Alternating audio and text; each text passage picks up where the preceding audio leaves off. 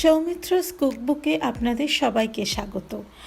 আজকের রান্না শাহি মটর পনির ভুর্জি মশালা।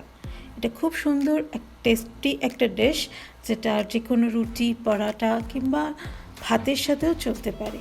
তো দেখে নেওয়া যাক রান্নাটা কিভাবে হবে।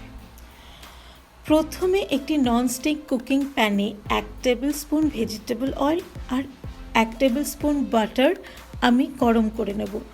আপনারা চাইলে বাটারটা স্কিপ করতে পারেন, শুধু তেলেও রান্নাটা করতে পারেন। এখানে আমি ভেজিটেবল অয়েল ইউজ করেছি, আপনারা যে কোনো সাদা তেল ইউজ করতে পারেন, sunflower oil, rice bran oil, anything. এরপর এর মধ্যে আমি অ্যাড করব 1/2 টেবিল স্পুন সাজিরা।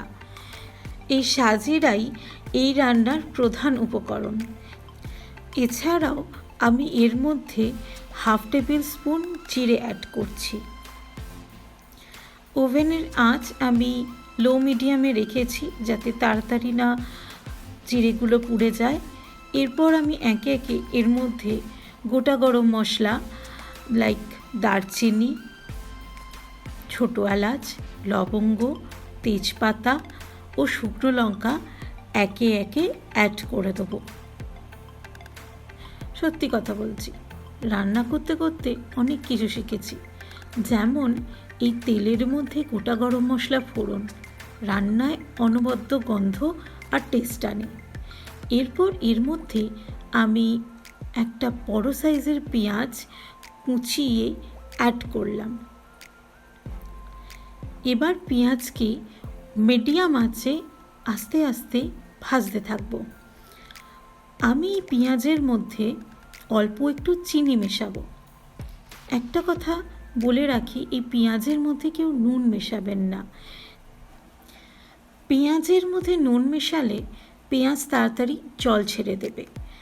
তার থেকে সুন্দর রং আনার জন্য পেঁয়াজের মধ্যে অল্প একটু চিনি মেশান, দেখবেন রান্নায় সুন্দর রং আসছে।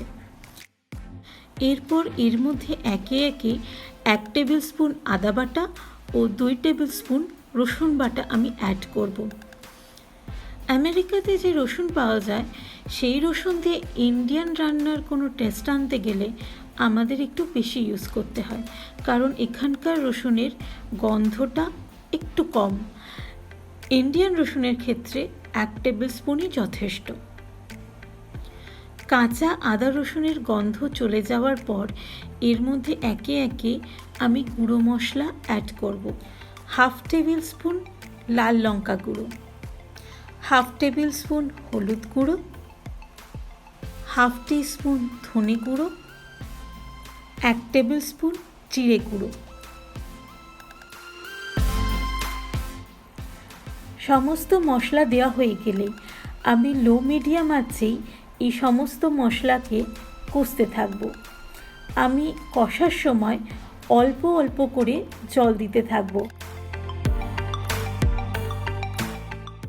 এই রান্না করার সময় আমি কিন্তু বেশি করে একেবারে জল দিয়ে মশলাগুলোকে কষবো না। ভিডিওতেই দেখতে পাচ্ছেন আস্তে আস্তে আমার রান্নায় রং কিভাবে বদলাচ্ছে।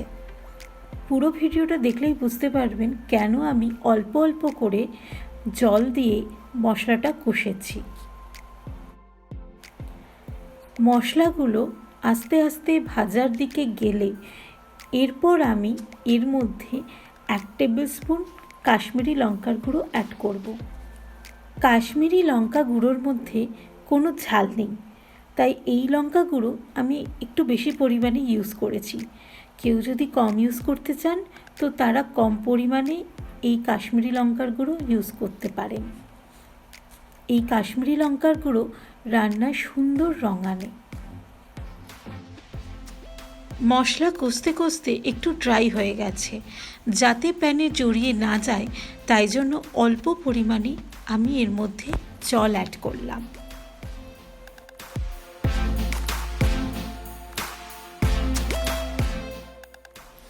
এরপর এর মধ্যে অল্প পরিমাণ নুন অ্যাড করলাম।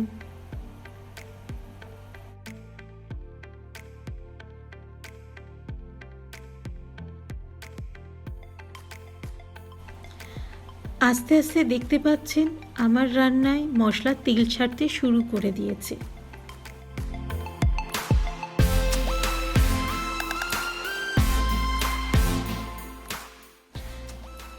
তেল ছাড়তে শুরু করলে এরপর আমি এর মধ্যে 1 কাপ টমেটো পেস্ট অ্যাড করলাম। রান্নার সময় আমি সবসময় চেষ্টা করি টমেটো মশলা ভাজার পরে দিতে।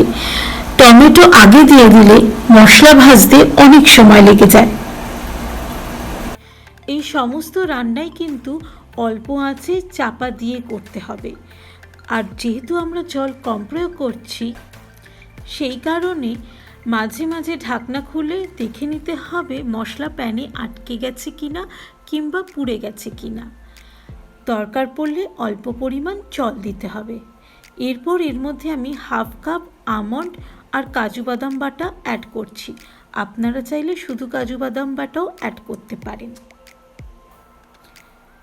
আমন্ড আর কাজু বাদামকে আমি বাটার আগে 10 থেকে 15 মিনিট জলে ভিজিয়ে রেখেছিলাম। তারপর আমি ব্লেন্ডারে অল্প একটু জল দিয়ে মিহি করে ব্লেন্ড করে নিয়েছি।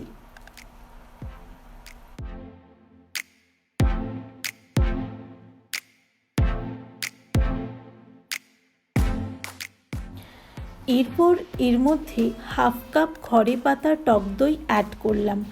টক দই অ্যাড করার আগে ভালো করে ফেটিয়ে নিয়েছি।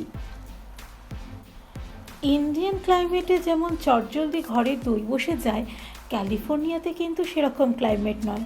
এখানে সেরকম গরম পড়ে না যাতে বাড়িতে চটজলদি দই বসে যাবে। সেই কারণেই আমরা সারা বছর ঘরে পাতা টক দই ওভেনেই করে ফেলি।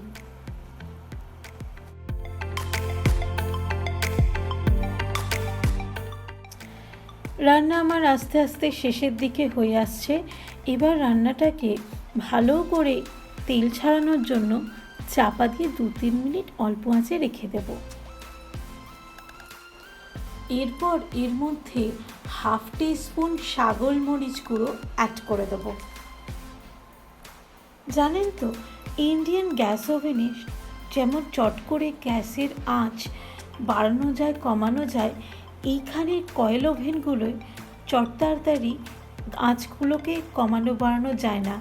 টেম্পারেচার আপ অ্যান্ড ডাউন করলে সেটাকে কমতেও একটু টাইম নেয়। তাই জন্য এখানে টেম্পারেচার একটু আগে থাকতেই কমিয়ে দিতে হয় যদি আমি আঁচের টেম্পারেচার কমাতে চাই। মশলাটি কষা হয়ে গেছে। এরপর এর মধ্যে 1 কাপ বয়েলড পিস আমি অ্যাড করলাম। এরপর এর মধ্যে আমি 450 গ্রাম পনির গ্রেট করে অ্যাড করব।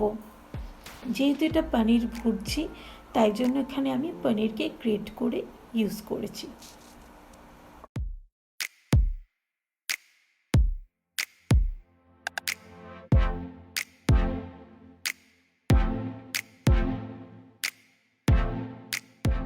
গ্রেটেড পনিরকে সমস্ত মশলার সাথে হালকা নেড়েচেড়ে মিশিয়ে দিয়ে এর মধ্যে 1.5 কাপ আমি গরম জল অ্যাড করছি।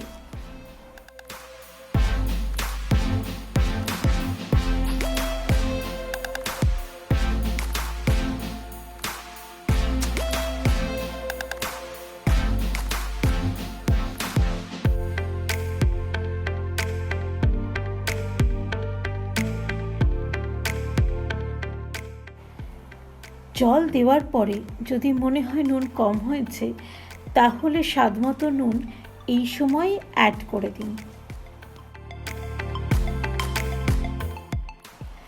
এরপর এর মধ্যে আমি 1 টিস্পুন আমচুর পাউডার অ্যাড করলাম। আমচুর পাউডার যে কোনো রান্নায় চটপটা স্বাদ আনার জন্য খুব উপকারী।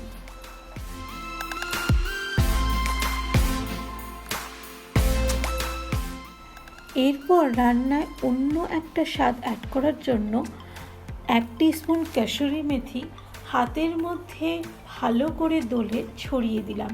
কসুরি মেথির স্বাদ আনার জন্য হাতের মধ্যে দলে নেওয়াটা খুব দরকার। এরপর রান্নাটাকে মিডিয়াম লো ফ্লেমে রেখে 5-7 মিনিট চাপা দিয়ে ফুটতে দিতে হবে। আমার রান্না মোটামুটি শেষ। ফিনিশিং টাচ দেওয়ার জন্য অল্প ধনেপাতা কুচি, 1/2 টেবিল স্পুন বাটার আর অল্প একটু গোলমরিচ গুঁড়ো ছড়িয়ে দিয়ে গ্যাস ওভেন বন্ধ করে দিলেই আমার রান্না শেষ।